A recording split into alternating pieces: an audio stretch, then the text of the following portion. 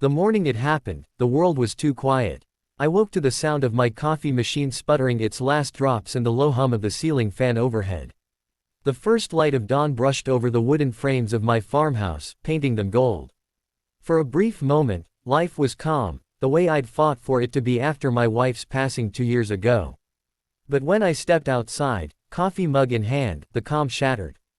There, surrounding my entire front yard, a deep, jagged trench carved into the earth like a wound, was something I couldn't believe. My mailbox tilted awkwardly at the edge of it, and my front gate hung open, the posts half buried in loose dirt. The trench ran the entire length of my property, circling my little patch of peace like a moat around a castle, except this wasn't protection. It was sabotage. I stood there, the smell of soil and gasoline hanging thick in the air, my hands trembling. Why would anyone? I muttered. It didn't take long to figure it out. The HOA, the Homeowners Association I'd refused to join after buying my late parents' old farmhouse, had been after me for months. They said my property didn't fit the neighborhood aesthetic. Too rural, too old-fashioned. I didn't have their approved fence, nor did I use the correct paint color for my porch. But I wasn't part of their little circle, so legally, they had no control over me. Still, they kept pushing. Fines, letters, meetings. Then came the rumors. People whispering about how I was holding back community value. I thought they'd stop when I ignored them. I thought wrong. That morning, staring at the trench that cut me off from the road, I knew this wasn't random vandalism. It was revenge. I spent hours pacing the perimeter, my boots sinking into the loose dirt.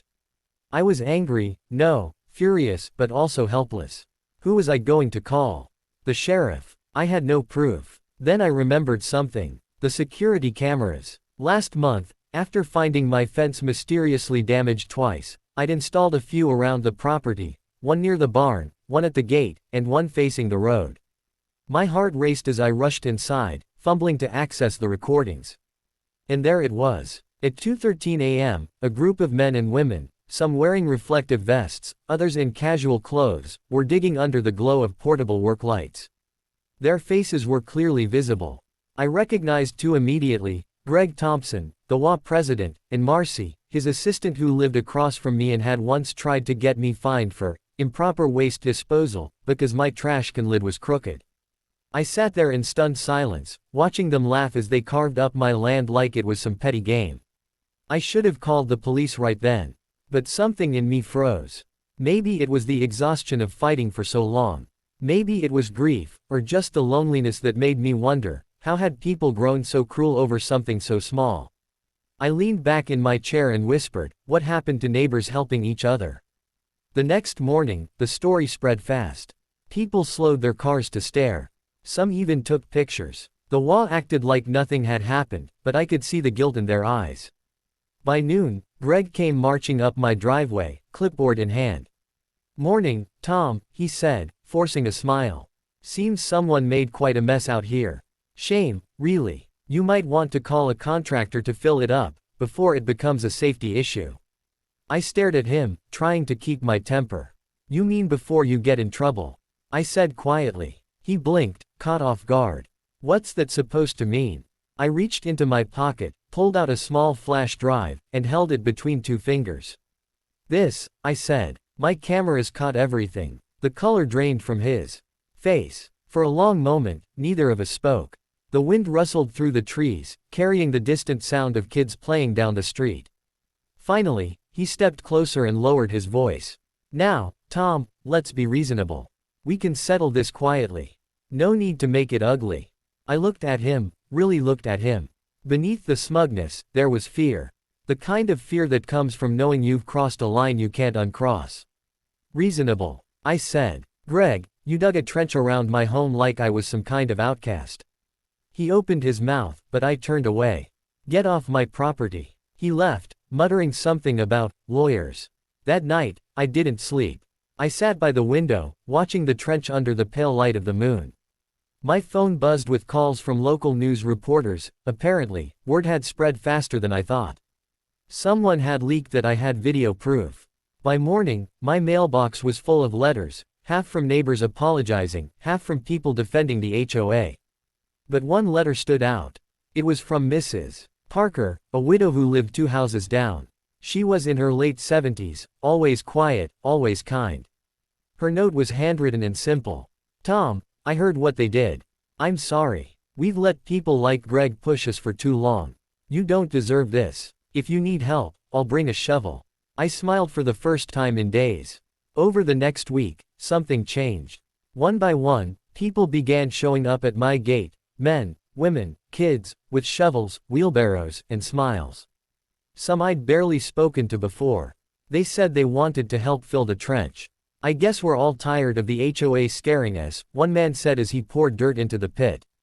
Within days, the trench began to disappear, replaced not just by earth, but by laughter, conversation, and the kind of connection I hadn't felt in years. Even those who'd stayed silent before came forward. One woman brought sandwiches. Another brought her teenage son to help. By the weekend, it wasn't just a repair job, it was a community gathering. And when Greg drove by, watching in disbelief as people he'd once controlled now worked together freely, I simply waved. But the real turning point came a few days later. I was fixing my fence when I saw Greg's wife, Linda, walking up the driveway. Her eyes were red from crying. I came to apologize, she said softly. I didn't know he'd gone that far. He's been under pressure, and I should have stopped him. I sighed. I wanted to be angry, but I saw the pain in her face. I'd been there once too, when my wife was dying and the world felt cruel and unfair. It's not your fault, I said. She looked surprised. You're not pressing charges. I shook my head. No. What's done is done. The cameras don't need to destroy anyone. They already showed me the truth, and that's enough. Tears welled in her eyes. Thank you. You don't know what that means. I smiled gently. I think I do. That weekend, the trench was gone. In its place, my neighbors helped me plant a row of wildflowers, bright blues, purples, and yellows stretching along the property line. People started stopping by just to talk. Kids helped water the flowers after school. The neighborhood, once divided by rules and fear, began to feel like a community again. Even Greg eventually showed up. Not with his clipboard this time, but with dirt-stained gloves and a quiet, uncertain look. I came to help, he said, almost whispering. For a second, I didn't know what to say. But then I handed him a shovel. As the months passed, the flowers grew thick and tall, swaying gently with every breeze. The soil that once marked division now stood for forgiveness. People started calling that stretch, Hope Line. And I learned something that stuck with me ever since. Sometimes, justice isn't about punishment. It's about restoration. It's about choosing not to return harm, even when you could. Forgiveness doesn't erase what was done, but it heals what's broken, not just in others, but in yourself. Now, every morning, I sip my coffee on the porch and look at those flowers. Birds flit between them, sunlight catches on their petals, and I smile knowing this. They dug a trench to divide me from the world. But in the end, it brought the world back to me.